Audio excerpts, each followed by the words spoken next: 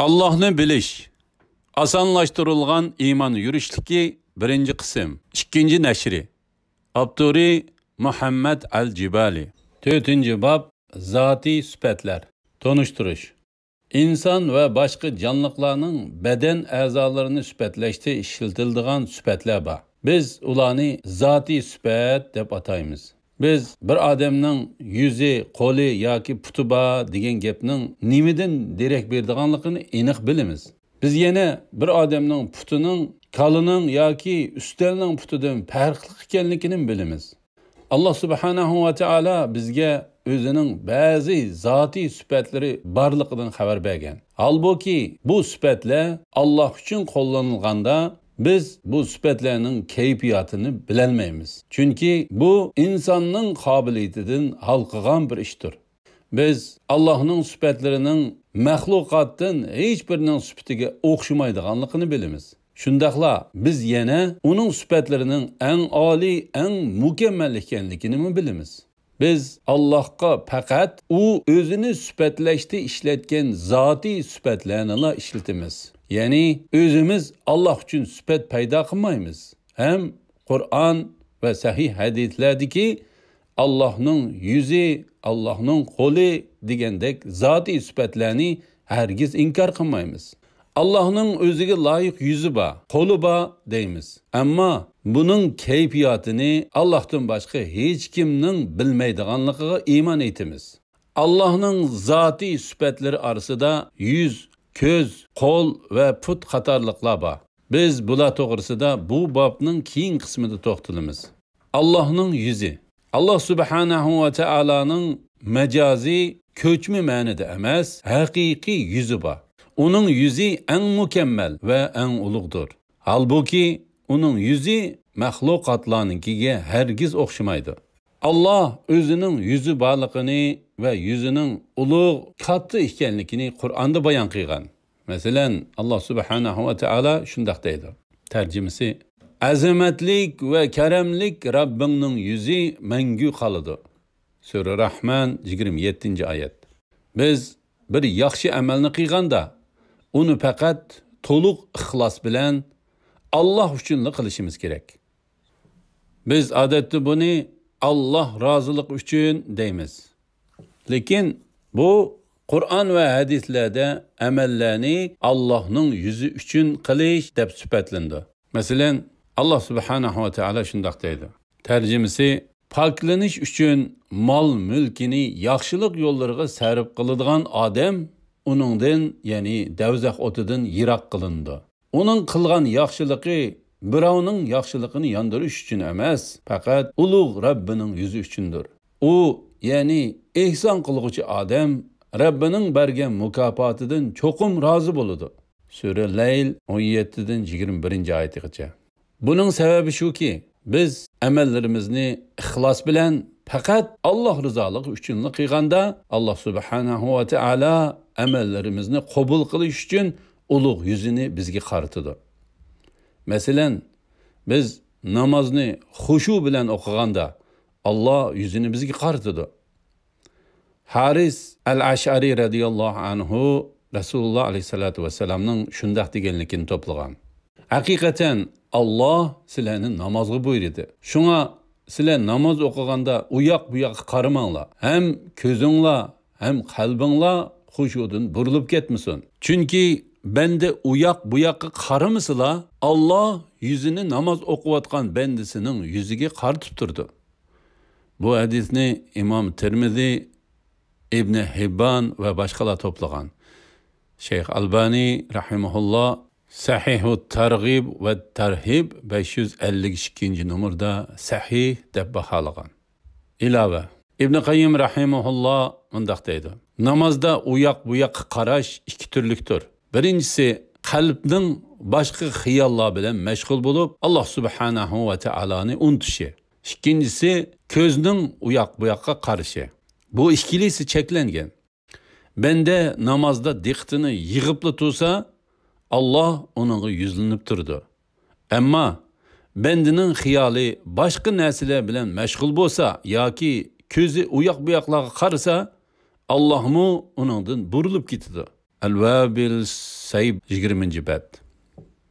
Bu bizning namozlarimizda nima deyotgan va nima qilayotganligimizga diqqatimizni markazlashtirishimiz kerakligini bildirdi. Ayni shu chaqda Allah subhanahu va taala bizning namozimizdan rozi bo'ladi va uni bizdan qabul qiladi. Biz Allohning yuzini o'zimizninkiga o'xshatib tasavvur qilmasligimiz kerak. Biz Allohning yuzida burun, soqol burut, qosh va hokazolar bor desak qat'iy bo'lmaydi. Biz bu haqda faqat Allah subhanahu va taala Qur'on va sahih hadislar orqali bizga bildirgan narsalar bilanla cheklanishimiz kerak. Allohning ko'zi.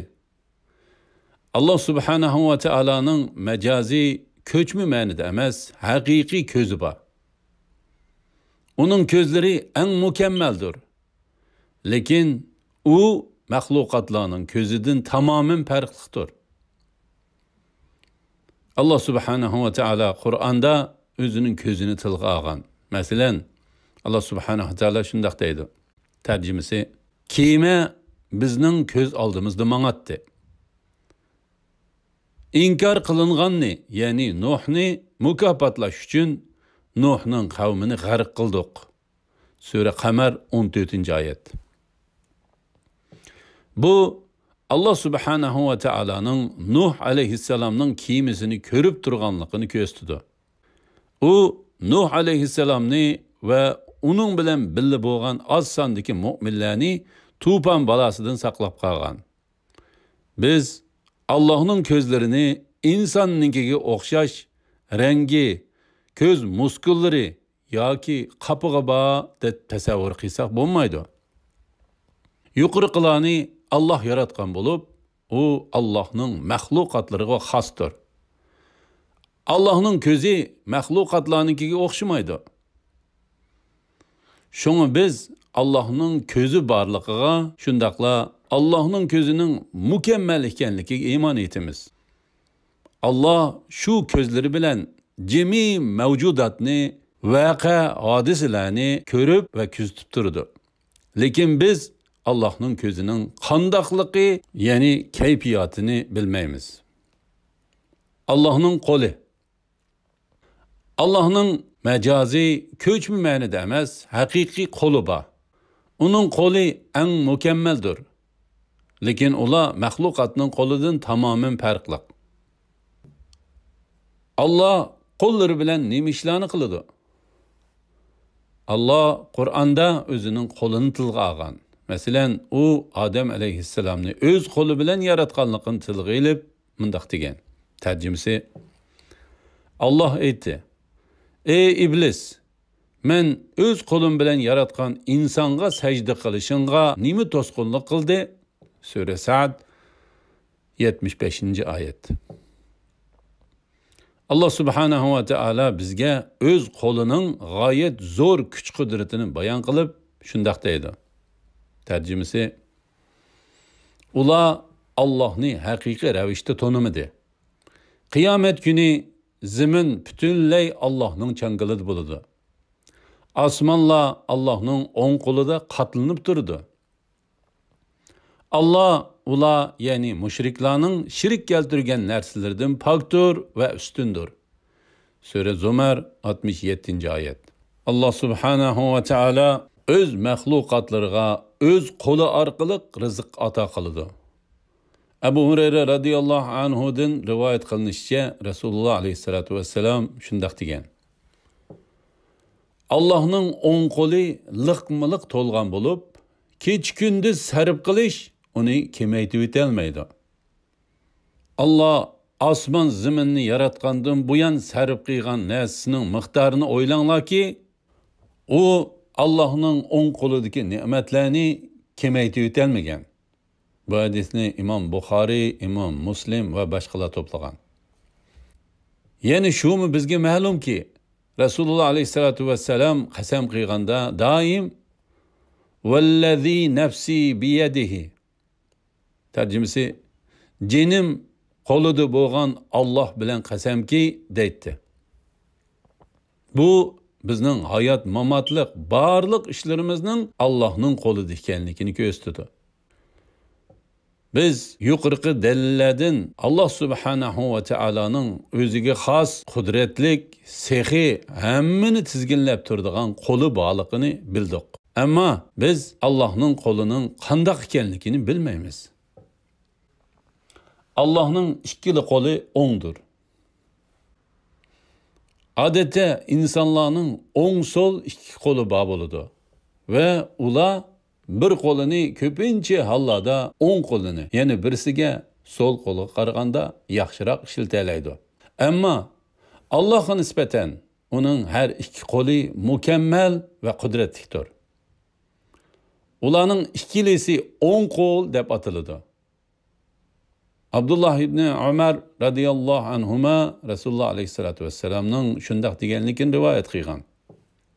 Tarjimasi: adil kishilar qiyomat kuni Ar-Rahman, ya'ni Alloh subhanahu va taoloning o'ng tarafidagi nurdan bo'lgan taxtlarda o'ltirg'iziladi. Allohning ikkili qo'li o'ngdir.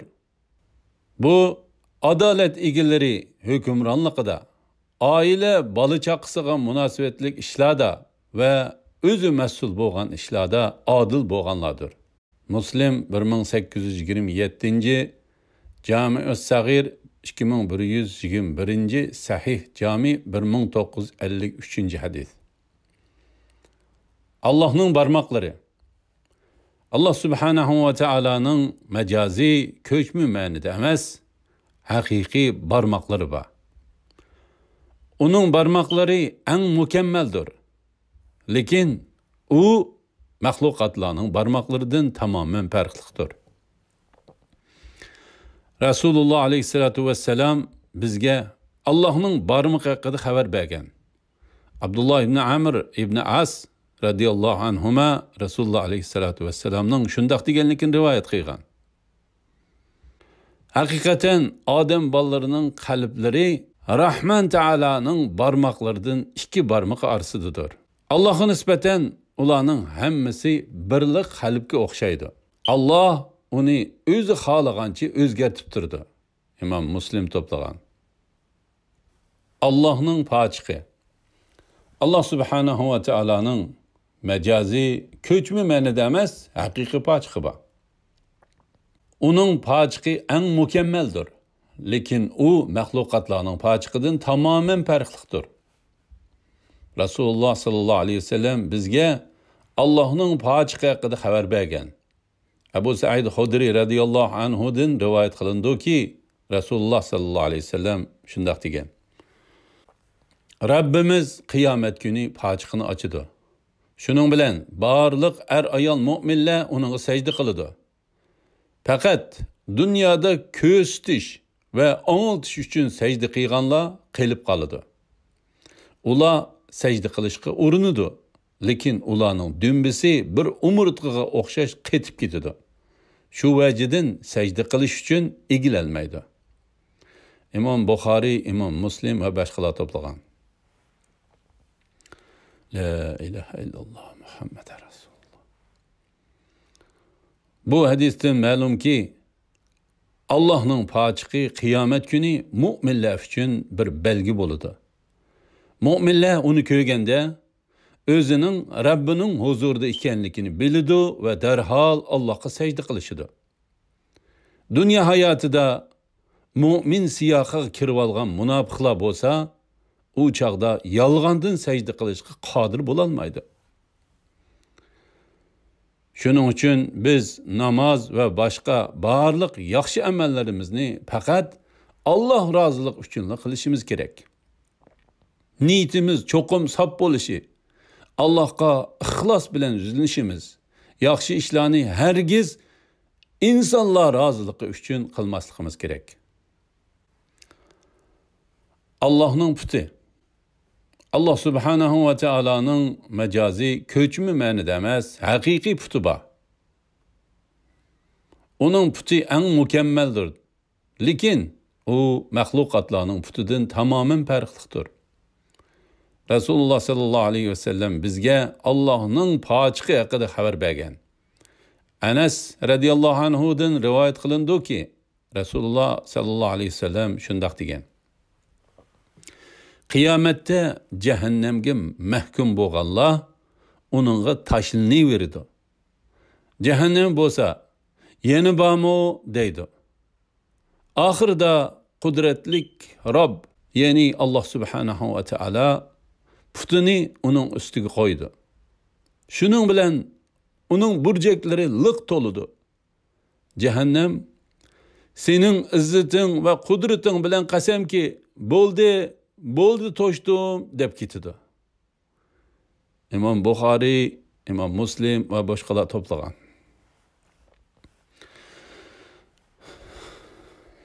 Bu hadis bizga Devzaqda her bir kafir uchun tayyorlangan joy borligini ko'rsatdi.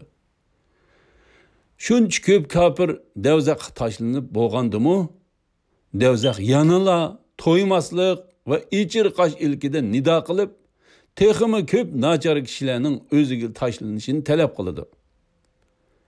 Faqat Alloh subhanahu va taolo uni davomli talab qilishdan to'sib qola oladi.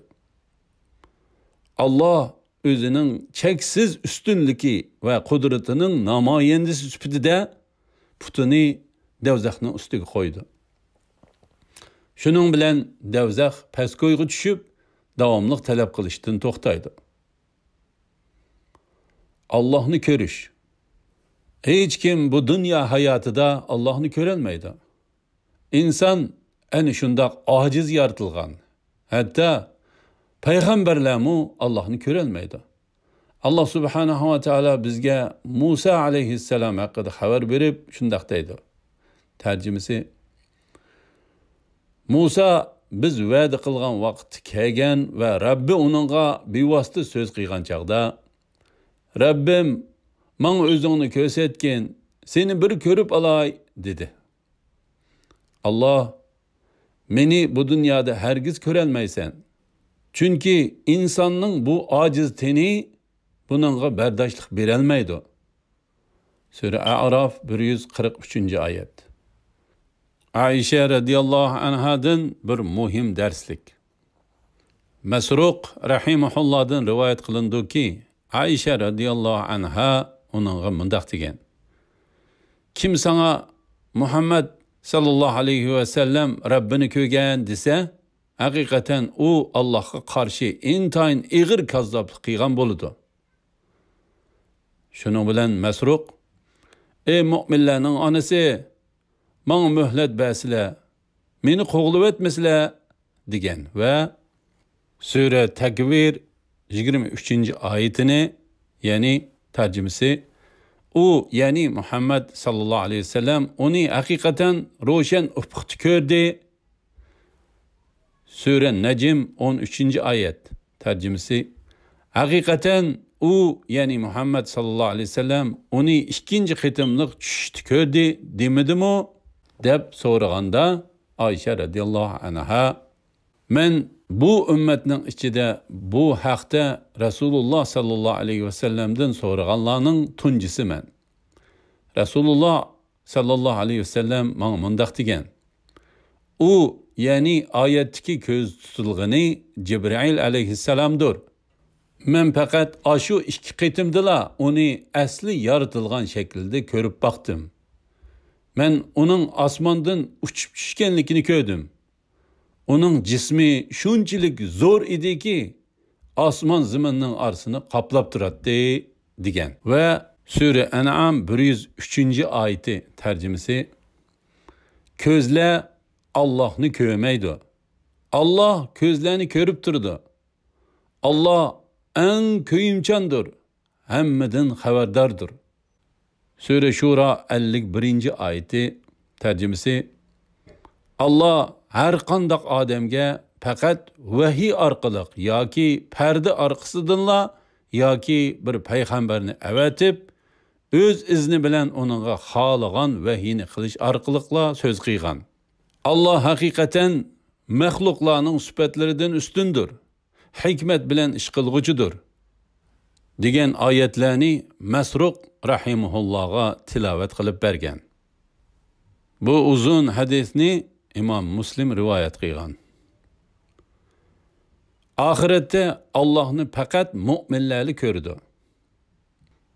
Biz yuqorida hech kimning bu dunyoda Alloh subhanahu va taoloni ko'rolmaydiganligi haqida to'xtalgan edik. Oxiratda Allohning fazli iltifoti bilan mu'minlar Allohni qiylanmayla ko'ralaydi.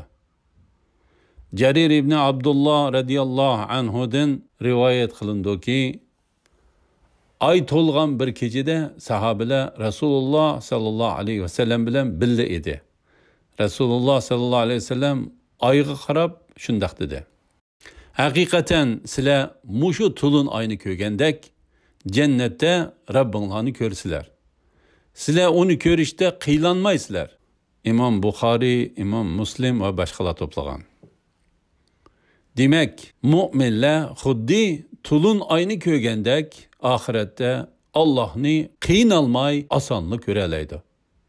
Demisimi, hech kim aydın kechida tulun ayni ko'rishda qiynalmaydi. Mu'minlar jannatga kirib bo'lgandan keyin ondan Allohni ko'ralaydi. Bu ularga berilgan katta mukofot bo'lib, mu'minlar bu katta ne'matni, jannatni yaxshi ko'rgandimi, bakrak yaxshi ko'rdi. Shuayb radiyallohu anhu Rasululloh sallallohu alayhi vasallamning mundaq deganligini to'plagan. Jannat ahli jannatga kirganda Alloh subhanahu va taolo ularga: "Sizlarga biror narsani ziyoda qilib berishimni xohlamsizlar?" deydi. Ular: "Bizning yuzlarimizni oq qilmadingmi? Bizni jannatga kirgizib, davzaxdan qutuldurmadingmi?" deydi. Shuning bilan Alloh subhanahu va taolo hijobni ochib o'tadi. Ularga Rabbiga qarashdan yaxshiroq hech narsa berilgan emas. La ilaha illalloh Muhammad Rasululloh. İmam Muslim va İmam Tirmizi to'plagan. Her qandaq kishini Allohni ko'rishdan to'sib turadigan nurdan bo'lgan parda va Alloh jannat ahlining o'zini ko'ralish uchun shu pardani ochib o'tadi. Allah subhanahu va taolo bu haqda shundoq deydi. Tarjimasi: bu kunda saodatmanlarning yuzlari nurliq bo'ladi. Ular Rabbiga qarab turdi. Sura Qiyomat 22-23 oyatlar.